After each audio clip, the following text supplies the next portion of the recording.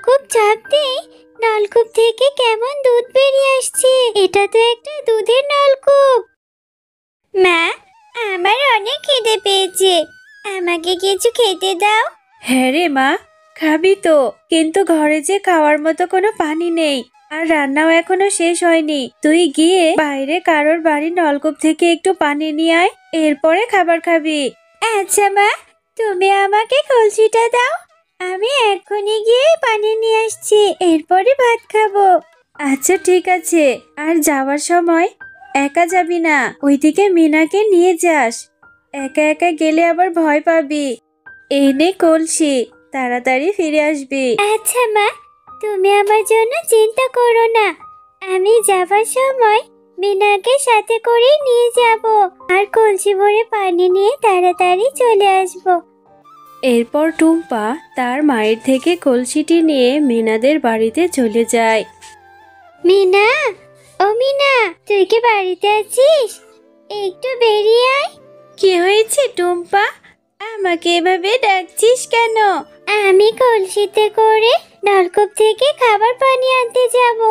মা বলেছে আমাকে পানি নিয়ে আসতে, এরপর ভাত খাবো। মা তোকে সাথে করে নিয়ে যেতে বলেছে, তুই কি যাবি? আচ্ছা ঠিক আছে টুম্পা, আমিও তোর সাথে যাব। তাহলে আমিও ঘর থেকে একটা কলসি নিয়ে আসি, তারপর তুই আর আমি একসাথে মিলে কলসিতে করে পানি আনতে যাব। এরপর টুম্পা ও মিনা কলসি নিয়ে খাবার পানি আনতে বেরিয়ে যায়, আর তারা জঙ্গলের রাস্তা দিয়ে হাঁটতে হাঁটতে জঙ্গলের মধ্যে একটা বাড়িতে একটা নলকূপ দেখতে পায়। মিনা, দেখ, ওই বাড়িতে একটা নলকূপ দেখা যাচ্ছে। চল গিয়ে দেখি বাড়িতে কেউ আছে নাকি, এরপর আমরা নলকূপ থেকে পানি নিয়ে বাড়ি যাব। আচ্ছা চল, বাড়িতে যদি কেউ থাকে তাহলে তার থেকে অনুমতি নিয়ে আমরা নলকূপ থেকে পানি নেব।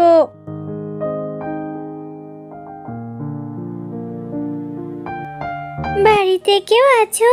কেউ থাকলে একটু বেরিয়ে এসো, আমরা তোমাদের নলকূপ থেকে একটু পানি নেব। কেউ আছো? কেউ তো কথা বলছে না, চল তো ভিতরে গিয়ে দেখি। টুম্পা, বাড়িতে তো কাউকেই দেখতে পাচ্ছি না, মনে হয় বাড়িতে কেউ থাকে না। চল আমরা বাইরে নলকূপ থেকে পানি নিয়ে তাড়াতাড়ি বাড়িতে চলে যাই। এরপর বাইরে গিয়ে টুম্পা নলকূপটি চাপতেই দেখে নলকূপ থেকে দুধ বেরিয়ে আসছে।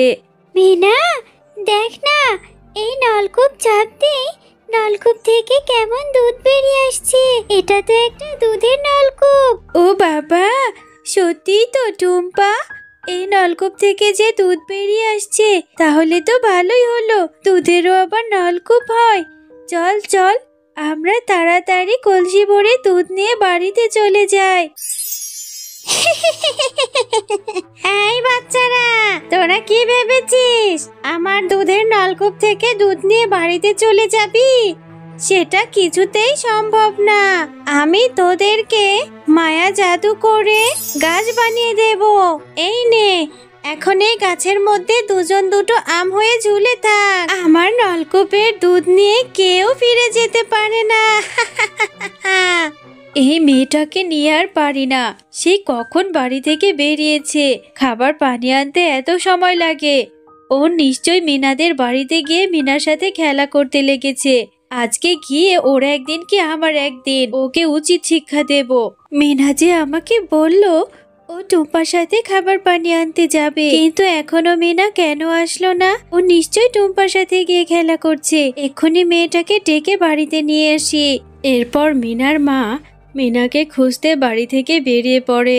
এদিকে টুম্পার মাও খুঁজতে খুঁজতে জঙ্গলের রাস্তা দিয়ে মিনার মায়ের সাথে দেখা হয়ে যায়। শেফা ভাবি, আপনি কোথায় যাচ্ছেন? আমার মেয়ে মিনা কি আপনাদের বাড়িতে গিয়েছে? সে কখন টুম্পার সাথে গেল, বললো যে খাবার পানি আনতে যাবে, কিন্তু এখনো যে বাড়িতে ফিরেনি। না মুনি ভাবি, আপনার মেয়ে মিনা তো আমাদের বাড়িতে যায়নি, আমি তো আপনাদের বাড়িতেই যাচ্ছিলাম। আমি তো ভেবেছি টুম্পা হয়তো মিনার সাথে আপনাদের বাড়িতেই খেলা করছে। না তো, ওরা দুজন তো আমাদের বাড়িতেও নেই। খাবার পানি আনতে তাহলে কোথায় গেল? এত দেরি হচ্ছে কেন? তাহলে কি ওদের কোনো বিপদ হলো? চলুন আমরা ওদের দুজনকে খুঁজতে বের হই। এরপর তারা দুজন টুম্পা ও মিনাকে জঙ্গলের মধ্য দিয়ে খুঁজতে খুঁজতে একটা বাড়িতে তাদের সেই কলসি দুটো দেখতে পায়। আরে, এখানে তো দেখছি মিনা ও টুম্পার কলসি দুটো পড়ে আছে। এখানে একটা নলকূপও রয়েছে। তাহলে ওরা কোথায় গেল? হ্যাঁ ভাবি, তাই তো। আর এখানে একটা আম গাছ রয়েছে। আম গাছেও শুধু দুটো আম ধরেছে। কিন্তু মিনা টুম্পা ওরা কোথায় গেল? বাড়িতেও মনে হচ্ছে কেউ নেই। তাহলে ওরা নিশ্চয়ই এখানে কলসি দুটো রেখে অন্য কোথাও খেলতে চলে গেছে। জঙ্গলের মধ্য দিয়ে ওদের খুঁজতে খুঁজতে বেশ হাঁপিয়ে গেছি। নলকূপটা চেপে একটু ঠান্ডা পানি খেয়ে নি। এরপর শেফা শিয়ালিনী নলকূপটি চাপতেই দেখে নলকূপ থেকে দুধ বেরিয়ে আসছে। এমন সময় সেখানে সেই ডাইনিটি চলে আসে। আমার এই নলকূপের দুধ কেউ খেতে পারে না, আর কেউ এখান থেকে ফিরেও যেতে পারে না। তোদেরও তোদের বাচ্চার মতো এই গাছে দুটো আম বানিয়ে রাখবো। শাকচুন্নি, তাহলে কি তুমি আমাদের বাচ্চাদেরকে মেরে ফেলেছো আর মেরে এই গাছের আম বানিয়ে রেখেছো? আমাদের বাচ্চাদের ফিরিয়ে দাও, ফিরিয়ে দাও বলছি। ওরা তো কোনো অন্যায় করেনি। আমি ওদেরকে মেরে ফেলিনি, জ্যান্ত এই গাছের দুটো আম বানিয়ে রেখেছি। এই জঙ্গলের অনেক পশুকে আমি এভাবে গাছ ফল বানিয়ে রেখেছি। আমার সাথে ঘটে যাওয়া ঘটনার প্রতিশোধ নিচ্ছি। কিন্তু শাকচুন্নি, তোমার সাথে কি ঘটেছিল? একদিন প্রচন্ড গরমের মধ্যে অনেক তৃষ্ণার্ত ছিলাম। এরপর বাঘিনীর গোয়ালে দেখি ওর গরুর অনেকগুলো দুধ। তখন তৃষ্ণার্ত হয়ে আমি সেখানে যাই। তৃষ্ণায় গলাটা ফেটে যাচ্ছে। এই গাভীর এখানে তো দেখছি দুধ রাখা আছে। আশেপাশে কাউকেই তো দেখতে পাচ্ছি না। আমি একটু দুধ খেয়ে কলিজাটা ঠান্ডা করি। এরপর আমি যখন সেই বালতি থেকে একটু দুধ খেতে গেছি, তখনই বালতিটি পড়ে দুধগুলো পড়ে যায়, আর সেখানে বাঘিনী চলে আসে। আরে এই বুড়ি, কোত্থেকে এসে আমার গাভীর সব দুধ ফেলে দিল? তোর তো সাহস কম না? নিশ্চয়ই ফাঁকা বাড়ি পেয়ে দুধ চুরি করতে এসেছিলি, আর এসে আমার দুধের বালতিটি ফেলে দিয়েছিস। না গো বাঘিনী, আমি ইচ্ছা করে ফেলিনি। আমার হাত ফসকে পড়ে গেছে।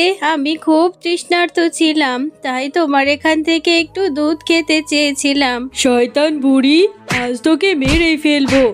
আমার দুধ ফেলে নষ্ট করেছিস, আবার বানিয়ে বানিয়ে মিথ্যে কথা বলছিস। তোর তো সাহস কম না? এরপর বাঘিনী আমাকে মেরে ফেলে, আর মেরে এই জঙ্গলের মধ্যে এনে এই ফাঁকা বাড়িটির মধ্যে লুকিয়ে রাখে। এরপর থেকে আমি ভূত হয়ে সবার প্রতিশোধ নিচ্ছি। কিন্তু শাকচুন্নি, আমার ছোট বাচ্চারা তোমার সাথে কি অন্যায় করেছে?